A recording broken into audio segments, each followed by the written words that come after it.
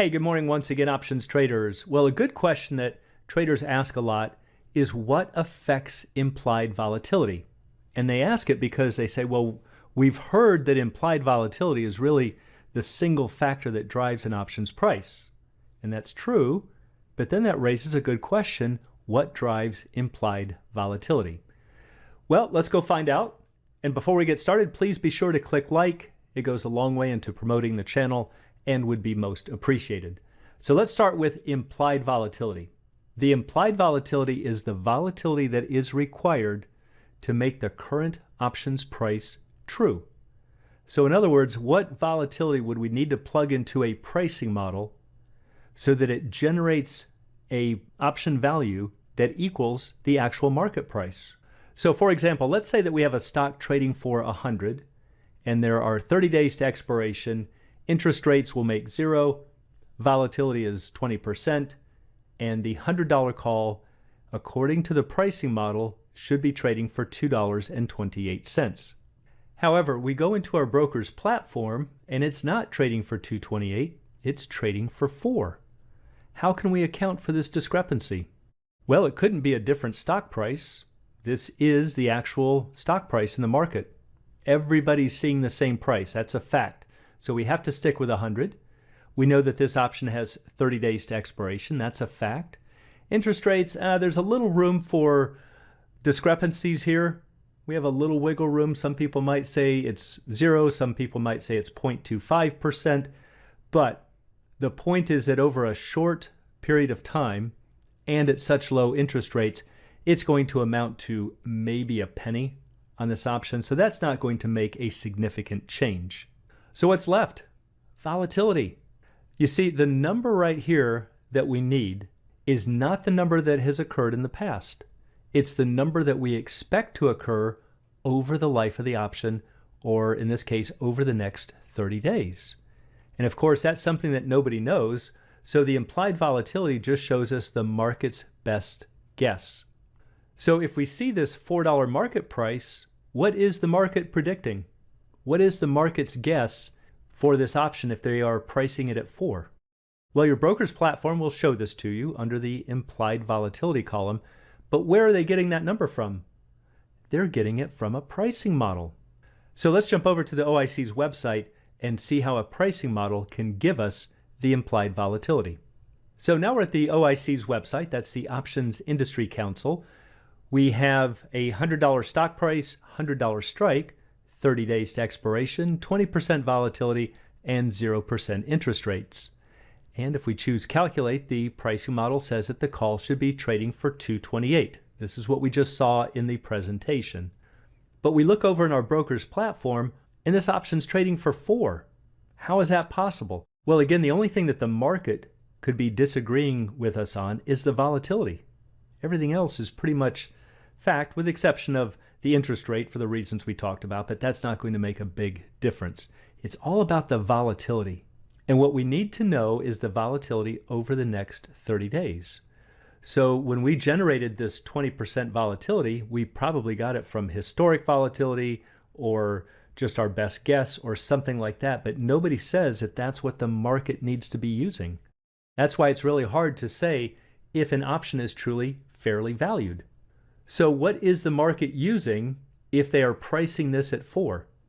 Well, we could do a couple of methods. I could change this. I could make this 21%, hit calculate and see what it does to my price, choose 22% and keep going until it becomes 4.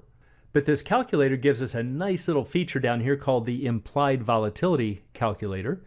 Choose call or put, whatever it is you're trying to value. We're trying to value a call. The market price we assumed is 4. And if we choose calculate, it says that the market must be using 34.99. Let's just call that 35% volatility.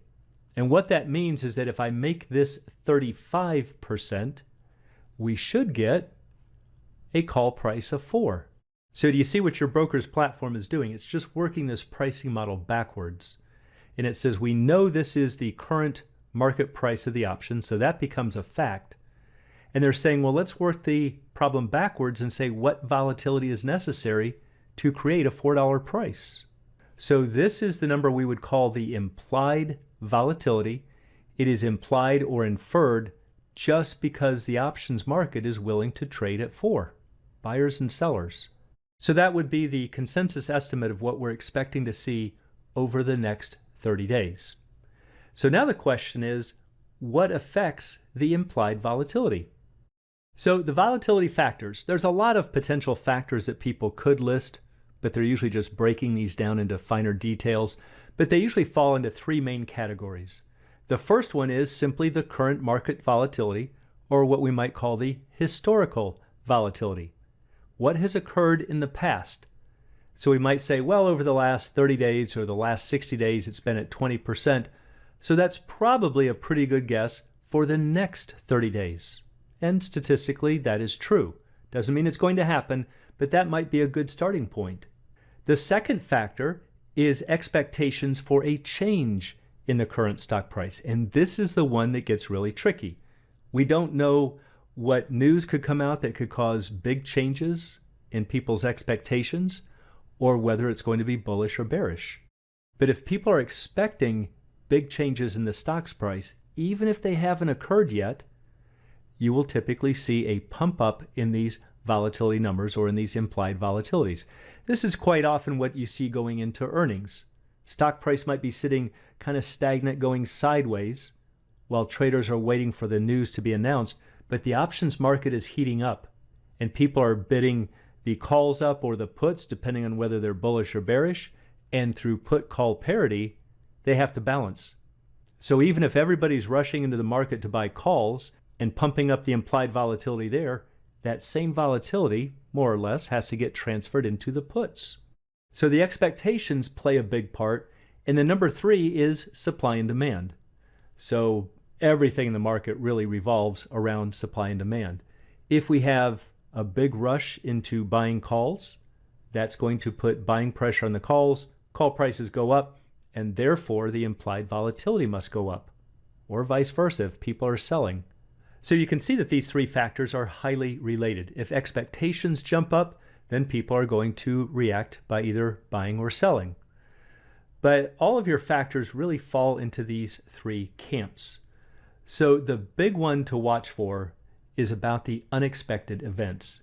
Yes, it's true, implied volatility may be low now, but a surge in demand can suddenly change that. So the stock price doesn't need to become more volatile. We only need the market to expect it. And again, we can't predict what news is going to come out that could cause those changes and in what direction those changes will be.